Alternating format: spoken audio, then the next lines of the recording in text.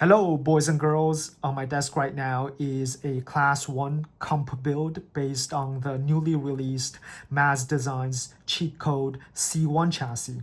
I love Mazz's products. All his stuff just looks so nice, feels so premium, everything is so high quality. So when the C1 was released a couple of months ago, I immediately purchased the set.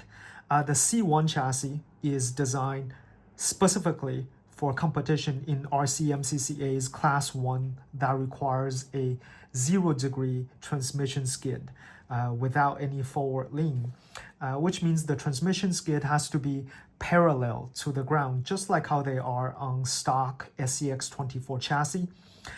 This class also limits tires to only 57mm in diameter and wheels to 1 inch. You're also required to have a front bumper. Although there are all these limitations, I wouldn't say it's a class designed only for beginners. I'd say it's to place more emphasis on driving skills than modifications and upgrades that are done to the vehicle. This is actually my first class 1 build. I have a couple of class 2s, you might have seen them on my channel. I suppose the closest thing I have to a class 1 is this hard body class truck. There's a build video of this too. The main difference between the hard body class and class 1 is the hard body class does permit the use of angle skids, but similar to class 1 in the sense that it limits tires to a maximum of 57mm in diameter.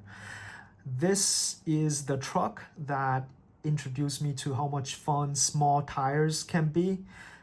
Being precise and being able to think ahead are crucial when running these small diameter tires, and that challenge is a part of the fun. Alright, let's return to the cheat code. I wanted to keep this build simple, but since this is a comp build and competition is about winning, so I looked for something that would give me that extra edge. Then I found this. This is Dlux Fab's lightweight, low center of gravity transmission, the NOD-24.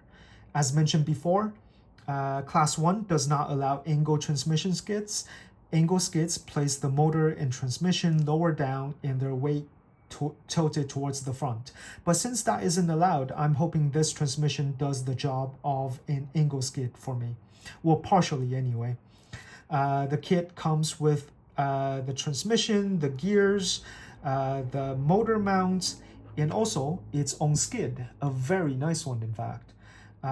But it uses mounting points not available on the Mazz Cheat Code chassis rails, and since Mazz does not sell a skid that works with the NOD-24 transmission, I found one online that can be 3D printed for free.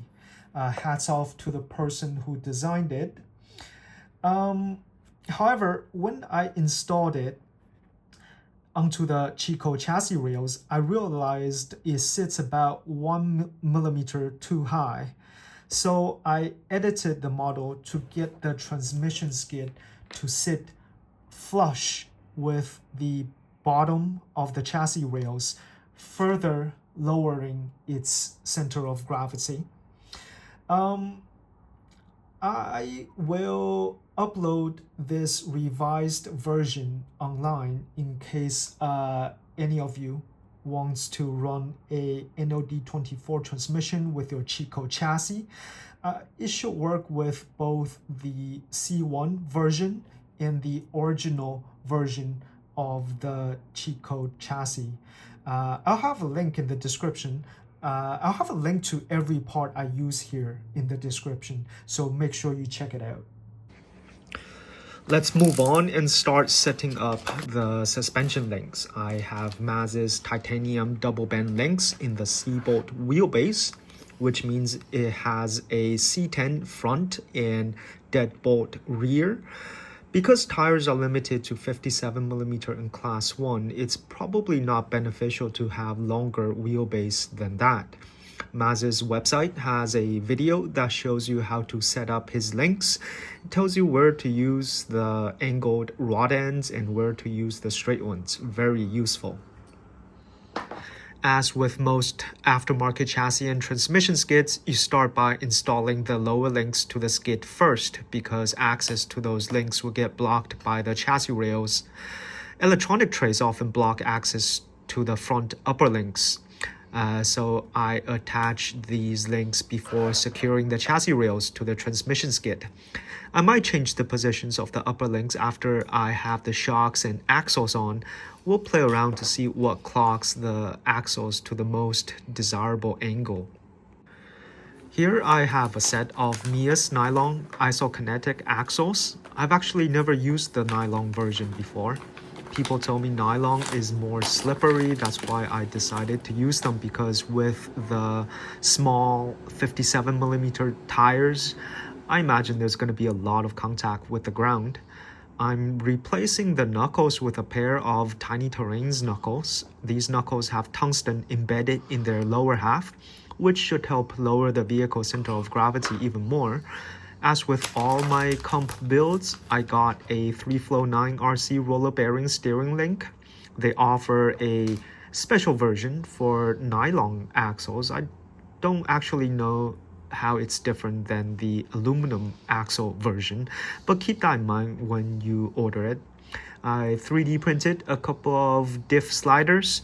There are multiple free models available online. I'll put a link in the description to this one I'm using. I then decided to smooth out the pumpkins a bit. I do know MEUS recently released new isokinetic axles with completely round pumpkins, but right now they are only available in aluminum, so until they offer those axles in nylon, this is what we're gonna do.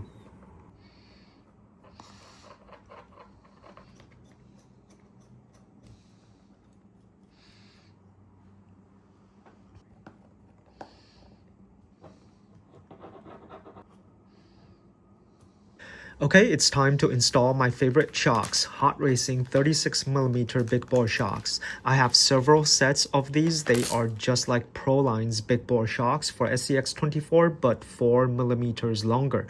Just enough increase to give you a bit more flex while still being very stable. I like using them with a few drops of 40-weight shock oil. I always like having spacers on both top and bottom for the extra stability the widened stance provides. Also, the top ones are there to ensure the shock body doesn't come in contact with the chassis rail. I find I usually end up not using limiting straps with these shocks because they aren't that long, so I won't for now. Okay, so here's basically the rolling chassis assembled. This is the point I go back to adjust everything. So when I return, I'll have this entire thing sorted out. Alright, we are back. I basically took this whole thing apart. I flipped the transmission around to have the motor front facing. I adjusted the lengths of each link to center the axles. I installed the shocks upside down. I also installed the electronics. I have the battery on one side and the ESC plus the receiver together on the other side. They are all held down by Velcro. The ESC is Furitek's MicroPython. I chose it over Python Pro for its tiny size. What I'm sacrificing with that decision is the 8.4 volts BEC because MicroPython only goes up to 7.4.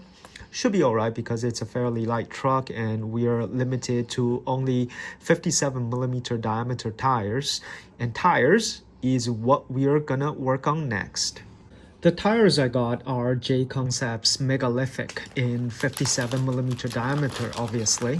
JConcepts green rubber compound is very sticky and soft, so I expect them to do well as long as I set up my inserts correctly.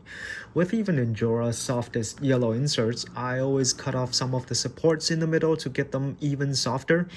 In the rear, I will just use the foam inserts that came with the tires. When I bought the chassis kit, I also picked up a set of Mazz's titanium beadlock rings. These ones are called King of Hammers.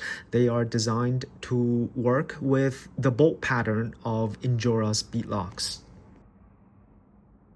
Alright, hold up. Before we move on to the body, something new just came in the mail.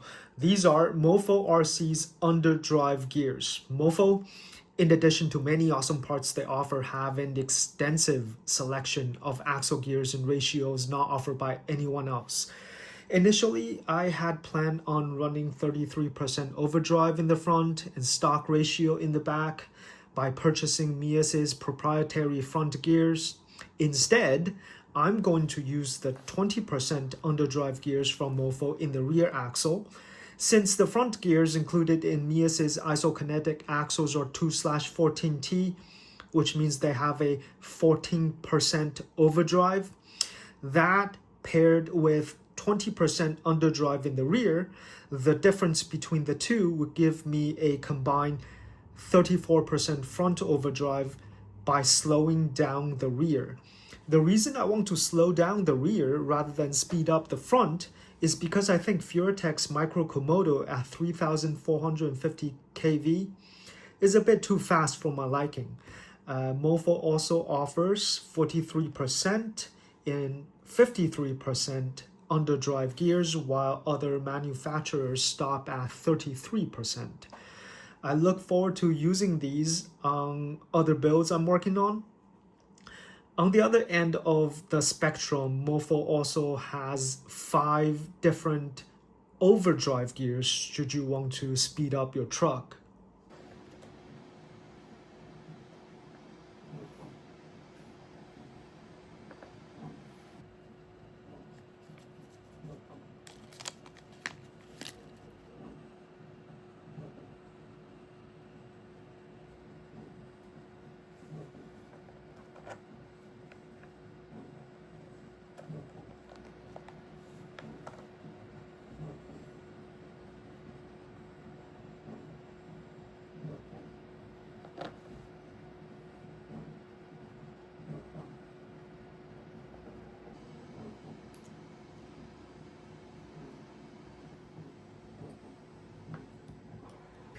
Now we're onto what I think is the most difficult part about a Class 1 build, the body.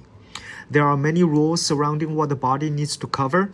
The width at the door must be wider than the inside edge of the tires, bottom of the front end and rear end of the body must be lower than the top edge of the tires, front and rear edges of the body must exceed the front and rear edges of the tires, and also there needs to be a front bumper and a rear bumper if the rear of the body doesn't exceed the rear edge of the rear tires. Well, I've picked a body and we'll figure out how to make it comply with these rules. This is one of Proline's more recent 1/24th scale releases. It's a Toyota FJ40 body with a roll cage of a Deadbolt. It's a Lexan soft body. Obviously, I chose the soft body to minimize top end weight, but I do like adding hard plastic details for that icing on the cake, so I printed this FJ40 front grille. After hours of masking and painting, here it is. I dressed it up with sponsorship decals of the parts that went to this truck. I'm not actually sponsored by anyone, but I like the race car vibe they give. The difficulty of adhering to those body rules is made worse because I'm running a stretched C-bolt wheelbase, so my tires are extended outside the body, so I have to use both front and rear bumpers to help with compliance. To attach bumpers to the Mazz Cheat Code chassis, I designed these bumper mounts. I also designed these simple bar bumpers to go with the bumper mounts. Both lengthwise and width, they poke out just enough to satisfy the body rules when running 57mm tires with C-bolt wheelbase. For the front bumper, I have a variant with a winch and a variant without. For the rear bumper, I quickly whipped together an exhaust system for bonus scale points. I can't promise these are good because I don't know yet, but I will upload everything online so you can print for yourselves for free. If you want to try them out, look for links in the description.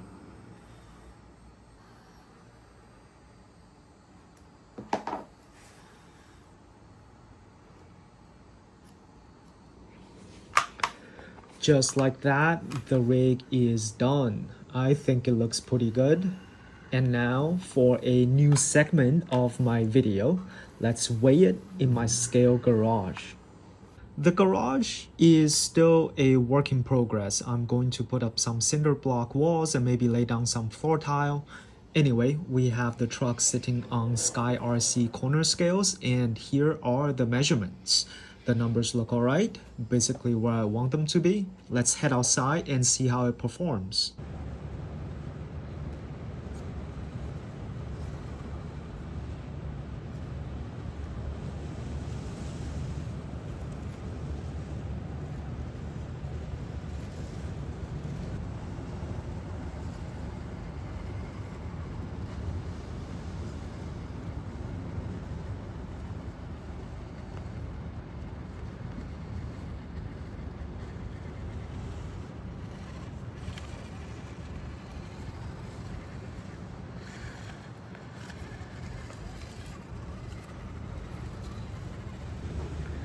This is probably the lightest truck I have so far. I wasn't actually trying to make it light.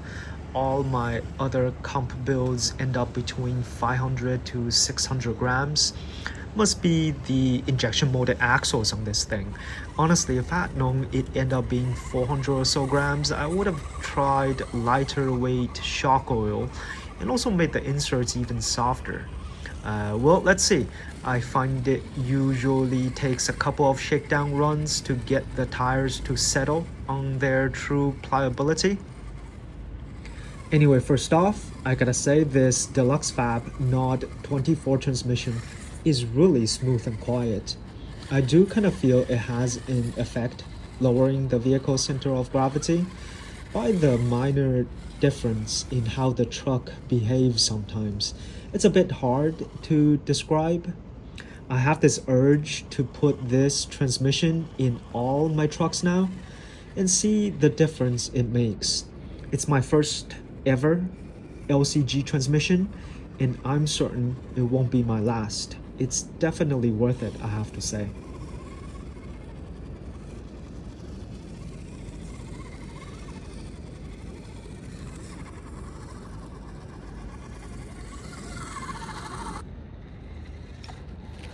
I admit it has been a while since I drove a truck with a 0-degree skid, but this Mazz Cheat Code C1 is doing things I didn't think was possible for a truck with 0-degree skid. I guess what I'm saying is I'm impressed by how this turned out. Also, I'm glad all my 3D printed parts held up. I did take a few stumbles, but both the front bumper and rear bumpers are still there, and the exhaust pipes. Actually, the exhaust mostly stayed out of the way, didn't come in contact with the ground much at all. I noticed, and maybe some of you eagle-eyed viewers noticed too, that after a while I started getting this stuttering when going downhill very slowly. Likely a rubber O-ring on the worm gears gave out. I gotta take the axles apart to inspect them. Other than that, and tuning the shocks a bit, I don't think there's much else that needs to be done. This is the first video after I rebranded the channel to Outclass Crawlers. If you like what you see, please help me out by clicking on like and subscribe. I have a lot of fun sharing my builds and in turn learning from the feedback you guys give me. As always, if you have any suggestions to help improve my rigs, don't be shy, leave a comment. I have more SCX24 builds coming up. I'm working on something that could be a class 3.